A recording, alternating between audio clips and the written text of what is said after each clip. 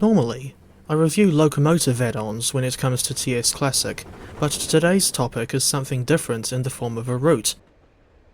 The Buchan Line caught my eye because it's a very rare thing to see Steam-era UK routes released on Steam these days, and I apologise in advance if I butcher the pronunciation of any place names.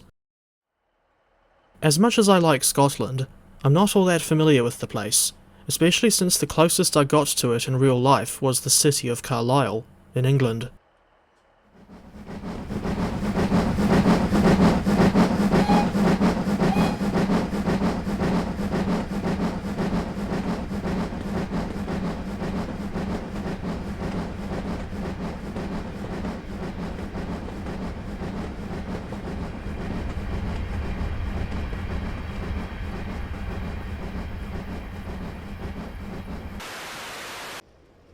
The Buchan Line DLC was developed by Suburban Glasgow Limited and released on the 11th of December 2025. It's available to buy on Steam for $43.59 NZD at full price, and I was initially thinking that I'd wait for a sale before picking up the route, but it was kindly gifted to me by Kris of Caledonia Works. On first release, the route coverage only extends for around 40 miles from Aberdeen to Peterhead, and the moored to Fraserburgh section, plus the St Combs Light Railway, is apparently coming at a later date. Why the developer didn't release the complete Aberdeen to Peterhead, Fraserburgh and St Combs route in one package is beyond me. It takes around 1 hour and 37 minutes to go from Aberdeen to Peterhead, or vice versa, if you're stopping at all stations. As for the time period, the in-game route is set in the early 1960s, during the steam to diesel transition era. For reference, the Buchan Line, or to give it its full title, the former Tyne and Buchan Railway, was built to connect the city of Aberdeen with fishing ports at Fraserburgh and Peterhead, and it opened in stages between 1861 and 1865. The company that built the line was never profitable, and in 1866 it was taken over by the Great North of Scotland Railway, who would later become part of the London and North Eastern Railway in 1923. Trains leaving Aberdeen for Peterhead or Fraserburgh would initially run on the line to Inverness, but branch off at a station by the name of Dice. For many years, the line was busy with both passenger and freight traffic, but lost that traffic to road competition in the 1960s. Passenger trains over the whole route were withdrawn in 1965, followed by the end of freight trains on the Peterhead branch in September 1970, and the final closure of the Dice to Fraserburgh section in 1979. These days, most of the old railway formation is now a cycle path, and thinking back to the St Combs Light Railway for a moment, I recommend watching the video that Flying Scott made about the line, as it had a fascinating story.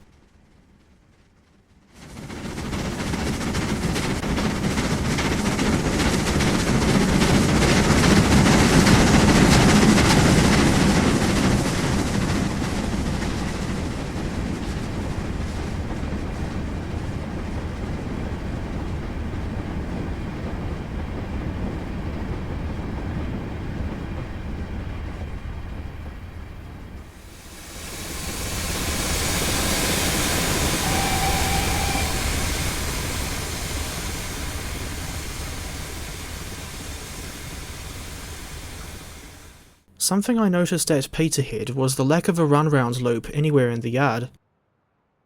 This means that, when you come in from moored, you'll have to use a second locomotive to pull the train away to another siding, thus freeing up that initial locomotive that brought the train in to go to another siding or couple up to the other end of the train. Alternatively, you could just use a locomotive-hauled push-pull consist, as demonstrated here with the GWR 1400 class 042 tank and an auto coach. I should mention that the branch from moored to Peterhead has gradients as steep as 1 in 100, and other parts of the line get as steep as 1 in 70. Said gradients offer a decent challenge if you're hauling a heavy train. Incidentally, New Seat Station, on the branch from moored to Peterhead, reminds me of Blake Hall on the Epping Ongar Railway down in Essex. Unfortunately, the Buchan Line DLC doesn't include any motive power that's new to the game, and the locomotives that are included are all from older DLC. Firstly, there's the British Railways standard 2MT steam locomotive, but it's the original add-on bundled with the route, the same as what happened with the Netherfield-Nottingham Network route of 2017, with which the old RSC models of the Stanya 8F, Fowler 4F, Robinson 04 and Thompson B1 are bundled. Thinking back to the Standard 2 Mogul, this is an old digital traction model that was released on Steam in April 2013. Incidentally, one of the Standard 2s, specifically the now preserved 78018, is notable for appearing in the 1955 film Snowdrift at Bleeth Gill. The Buchan Line also includes the Class 08 and Class 25 diesel locomotives, but these models are reused from the Weardale and Teesdale route of June 2015. Lastly, you also get the Class 105 diesel multiple unit, which was originally a separately sold add-on released at the same time as Weardale and Teesdale. Why the 105 had to be sold separately from the W&T route is anyone's guess. Thinking back to the standard 2MT tender engine, she is incorrectly referred to as an LMS design in the manual, but I can understand the mistake because she still bears a strong resemblance to the LMS Ivert 2MT of 1946.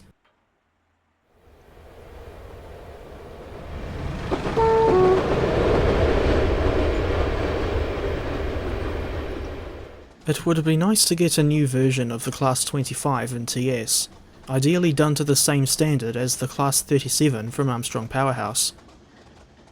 I suspect that the existing Class 25 in TS is a former Iron Horse House model, but don't quote me on that. In any case, the existing model has pretty basic functionality, borderline outdated textures, old/recycled sounds, no opening doors or cabside windows, only one livery, or two if you've got the BR Blue Pack of October 2015, and only one keybind for the horn when there should be two, one each for the spacebar and B key.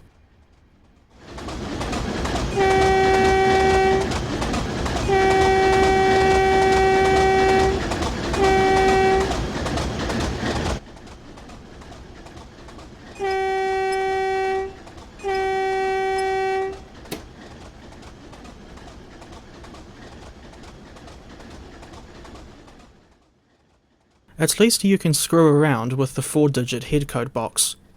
No prizes for guessing where my inspiration for this part of the video came from.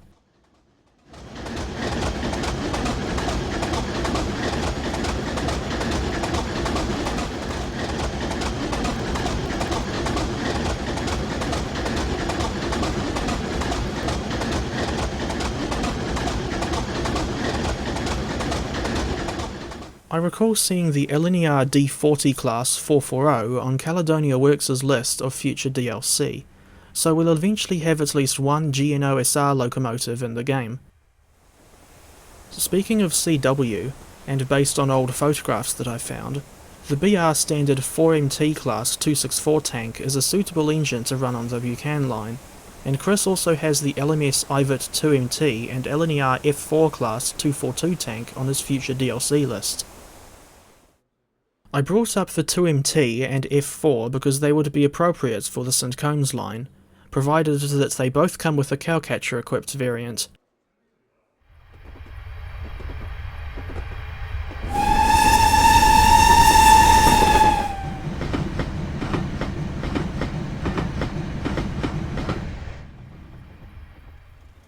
As for the diesel fleet, and instead of a recycled Class 25, I would have preferred to see the North British Type 2, or Class 21, included with this route, or at the very least, released later as a separate add-on.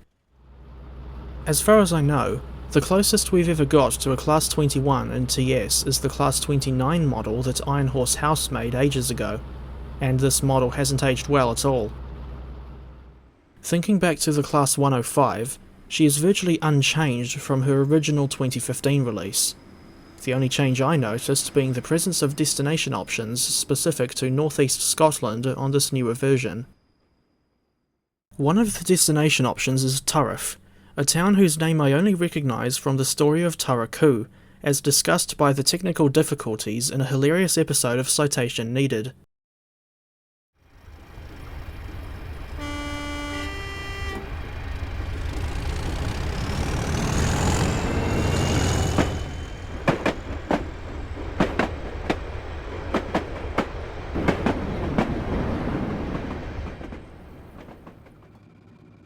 As for the unpowered rolling stock that you get with the Buchan Line, the selection comprises 5 planks from the Falmouth branch, albeit with a blue reskin that I haven't seen before, cattle wagons from Weardale and Teesdale, conflats that I'm pretty sure first appeared on the Falmouth branch, but these ones have got new textures and 3 different loads, the Kuju era 6-wheel milk tanker, albeit in a new livery, tired old RSC Mark I coaches that have been recycled more times than I care to remember, the ex-LNER brake van from Weardale and Teesdale, and lastly, fish bloater wagons.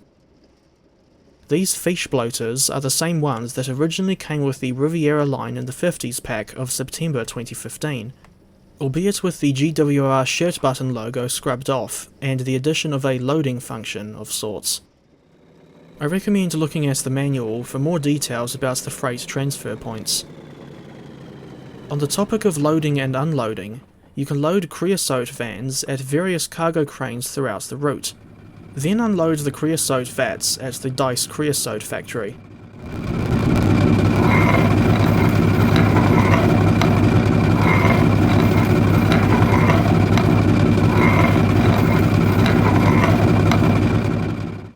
I can never remember what creosote actually is, but regardless, one of the default scenarios included with this route involves a Class 08 working at the creosote factory, and you have to unload creosote, then load the conflax with sleepers before dropping them off in the station yard. Meanwhile, on the Caledonia Works website, they sell a pack of fish fans for £8, or around $18.67 NZD. Personally, I prefer to use these wagons instead of the fish bloaters that come with the route, despite knowing that CW's wagons are not compatible with the transfer points at Peterhead.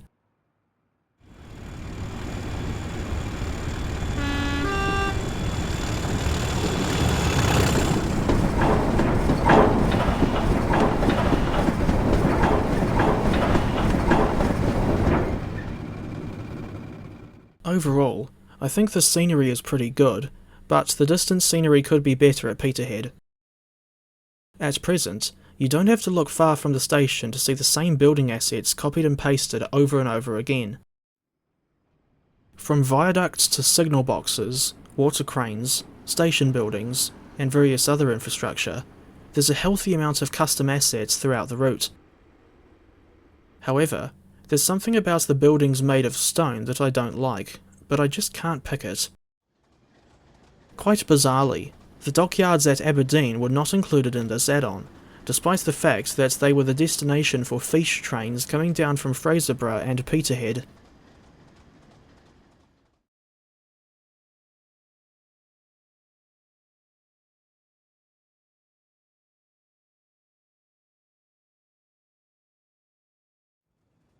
The route's performance is mostly good on my end, averaging between 35 and 60 frames per second most of the time, but the frame rate can dip to below 30 in areas with dense scenery, particularly on the section between Aberdeen and Kitty Brewster. Speaking of Kitty Brewster, as opposed to Kitty Wilson or Kitty Coco, I was annoyed upon discovering that the roundhouse's interior has not been modelled, so there's not really any point in driving locomotives off these tracks from the turntable. And now for some random observations that I made while exploring the route. There's a signal at Peterhead whose arm is placed halfway down the post. Newseat hasn't got a station sign for some reason. There's this unusual looking post at Maud, and I have no idea what it is. Then there's a sign on a building at Alchnagat Station that randomly stood out to me. a bizarre signal gantry next to a road overbridge between Dice and Newmarket, a nice, albeit short, forested section at Lough-Reevy, an unusually short diamond crossover at Elon, which bigger locomotives don't like, and numerous abandoned stations throughout the route, particularly on the Dice to Aberdeen section. As for what my favourite station is on this route, that honour goes to Maud.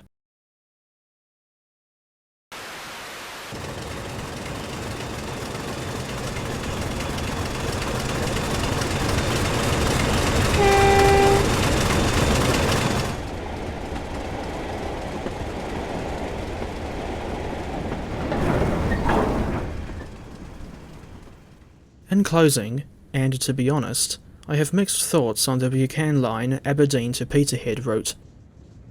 Don't get me wrong, the overall quality is still good, and I like seeing long-lost railways revived in TS, not to mention the freight transfer points and wealth of custom assets.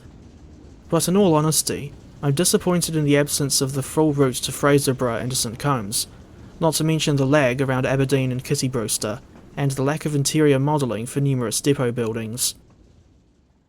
Even so, I would still recommend the Buchan Line to TS Classic players that like these sorts of old-timey UK routes, and here's hoping we don't have to wait too long for the Fraserburgh and St Combs extension.